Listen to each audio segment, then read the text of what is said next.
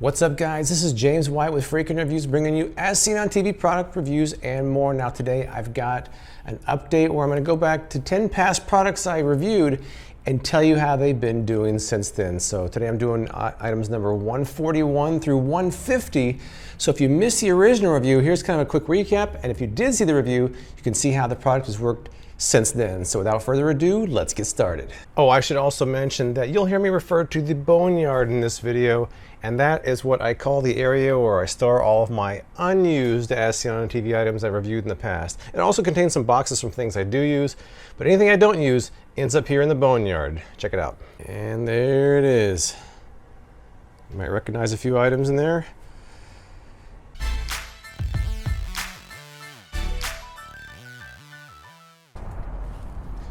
All right, so the 141st product that I reviewed was the Nano Towels.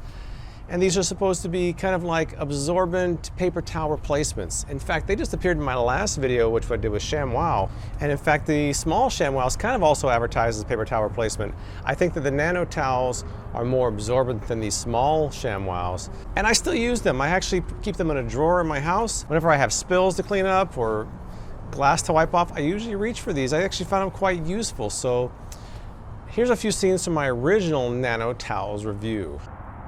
Whoa, hey! I would say it absorbed that entire cup of water.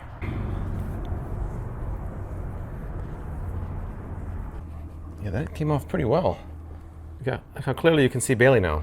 My question is whether you can clean this mirror without the Nano Towel leaving streaks behind. That is the question. Well, it took me a few seconds and did get quite a bit of it off.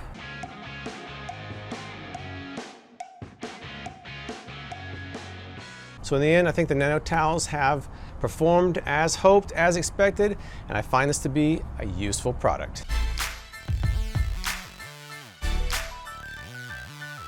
For my 142nd product, I'm wearing it, which was Battle Vision glasses. I also threw in the Tac Night, which is the night version of the Tac glasses, kind of in the same review.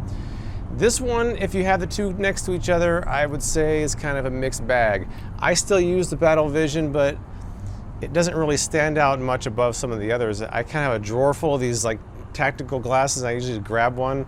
The only one I'm not real fond of is Tac glasses. They're too dark for me. I think the design is not for everybody, but some people will like it. Here's how dark it is. As you can see, I found them to be pretty useful, and I do use them probably once a week. Here's a clip from my original Battle Vision and Tac Night review. Here we go. Battle Vision on the left, Tac glasses on the right. Battle Vision left, HD Vision Special Ops on the right. Battle Vision left, Regitive XT on the right. See how it's kind of that rainbow mirror look? It looks like something that Doc Brown in Back to the Future might wear. You can see with and without. With and without. This is the Tac glasses night vision. So in the end, I'm not a big fan of these nighttime driving glasses. So to me, the Battle Vision ended up being somewhat useful. The Tac Night did not. Tac Night is in the drawer, but I never reach for them.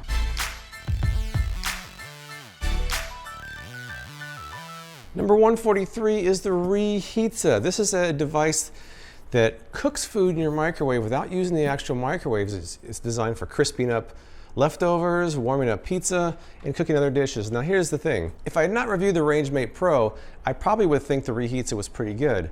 But when you compare these side by side, the RangeMate Pro is far superior. I do think it works, I just don't think it's as good as the RangeMate Pro. That being said, the RangeMate Pro is more expensive and kind of hard to find, so it's not a bad alternative. I just wish that this was more easy to find because it's the best product of the two of them. Here's a couple scenes from my Reheatza review. Pieces, you got a plate in the microwave, the Reheatza, the RangeMate Pro, one of the copper crispers, and the power air fryer oven. Cover it, and now 2 minutes. Reheatza. It's not quite as crispy as the power air fryer oven, but it's certainly good as far as I'm concerned. I would eat this. I mean, they're steaming. I hear a little bit of sizzling going on.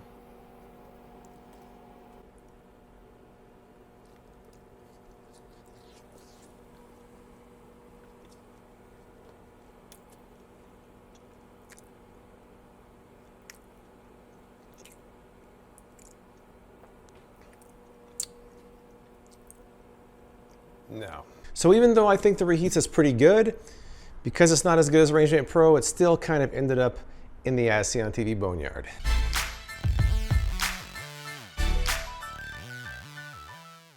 Number 144 are the Clever Tongs. These are supposed to be kind of a next-gen tongs where you can not only use them as tongs, but also scoop up food as well. One of the reasons the scoop doesn't work as well is because you have a gap right here, and when you go to the edge of a pan, that becomes a problem. Also, things tend to fall out the back as well. So I think that it's a good idea. It doesn't seem like it's implemented very well. On the other hand, I've been using it as tongs quite a bit. So even though I don't think some of the extra properties using the scoop are great, I still use it as a pair of tongs. Here's a few scenes from my Clever Tongs review. It's a little bit too small.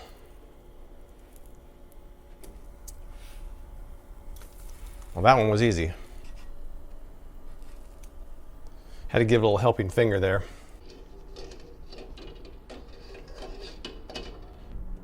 I can't really push it against the edge because the tong portion is kind of in the way. The way that the, oops, I guess I'm eating that one.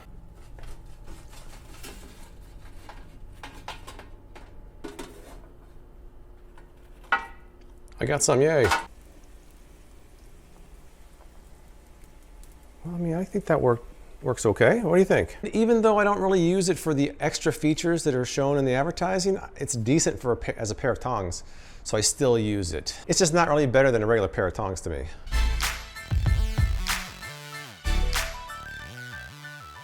Number 145 is the Bavarian Edge. This is a As Seen on TV knife sharpener. Actually, it's an As Seen on TV knife honer, but that doesn't sound so great, so they call it a knife sharpener. I had a couple of experts help me out for my Bavarian Edge review, so take a look at that.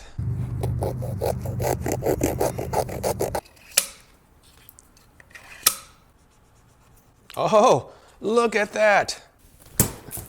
Oh! So really what I'm kind of picking up on is some of the advertising hype really isn't realistic as far as what this can and should be used for. And like I said, you have to watch your touch. You don't want to bear down. You want the carbide plates to do the work for you. I'm not really in need of sharpening or honing my knives that often, but when I do, I use it and it works okay. If the knife is really dull, it doesn't make much of a difference. If it needs a little bit of tuning up, it's not too bad. Well, I haven't put it out in the boneyard, so I say it has enough use to be residing in my kitchen still, so I would say it works, but it doesn't perform miracles.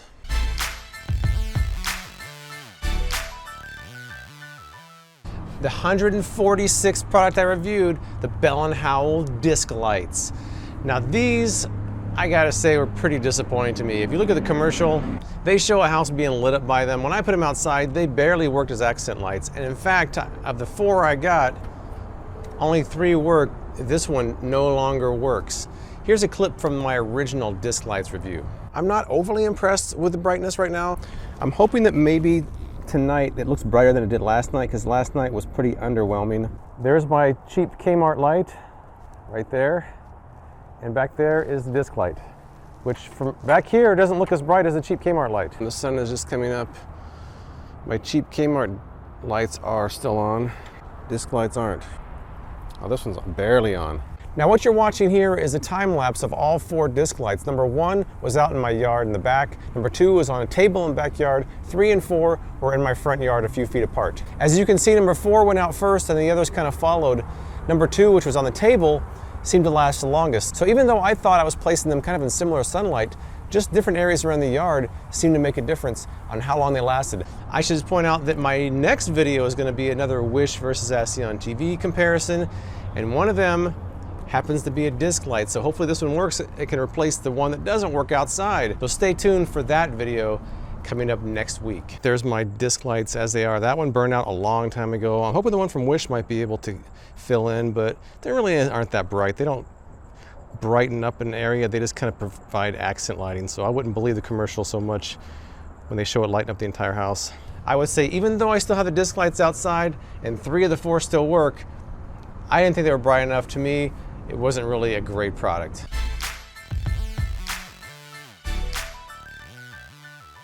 This is an Egglet, and it is number 147 that I reviewed. The idea behind an Egglet is you crack an egg in here and you can actually make hard-boiled eggs without the shell.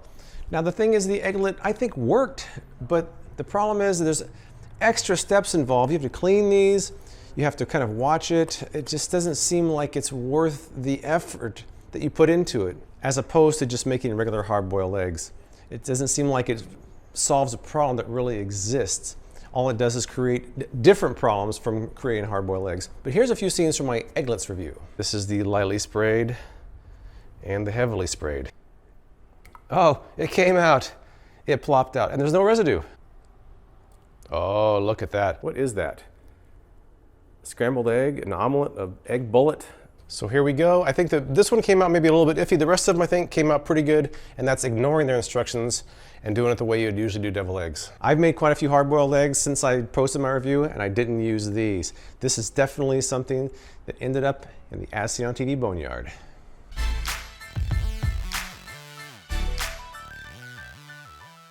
Number 148 is the Dust Daddy. This is a vacuum cleaner attachment that allows you to pick up dust without picking up the small objects around it. I found that it works pretty much as advertised, but on the other hand, it's not something I really reach for that often because the situations that it seems good for are so rare that I never really seem to use it. Here's some scenes from my original Dust Daddy review.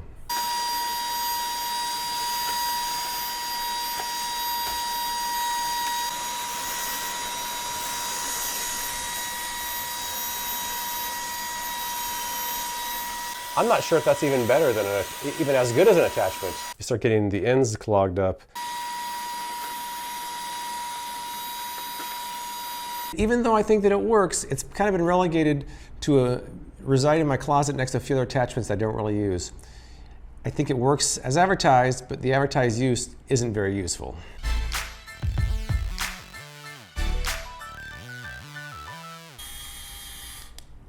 Number 149 is the Hurricane Spin Duster. This is supposed to be kind of a next generation As Seen on TV dusting device. I found that the results weren't really what I expected. Take a look. Okay, I'm seeing that it's not moving too much around. Hey, who's that guy?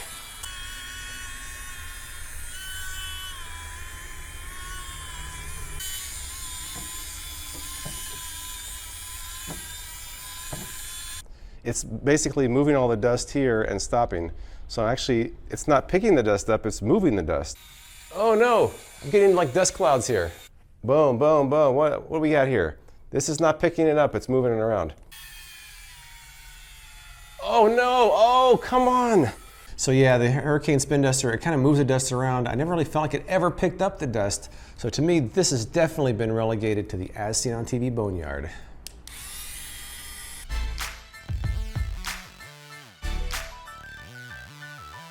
Number 150 is the Pocket Mouse. This is a pin-shaped mouse, which on paper seems like a great idea.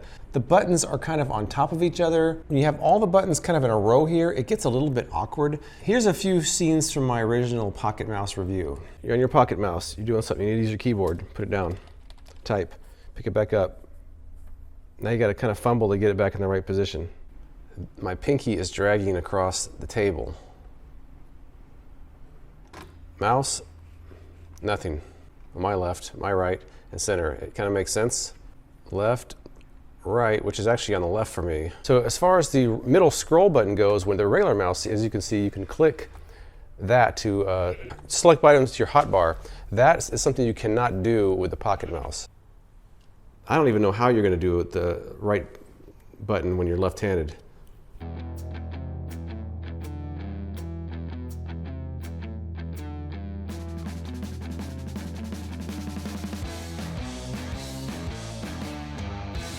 The Pocket Mouse isn't something anybody here used. We still think the regular 2-button mouse is superior. To me, this one, relegated to the boneyard. All right, I'd say of all these products, I would say the most useful ones would be the Battle Vision and the Nano Towels. I would say it's kind of a three-way tie for last with the Hurricane Spin Duster, Egglettes, and the Pocket Mouse.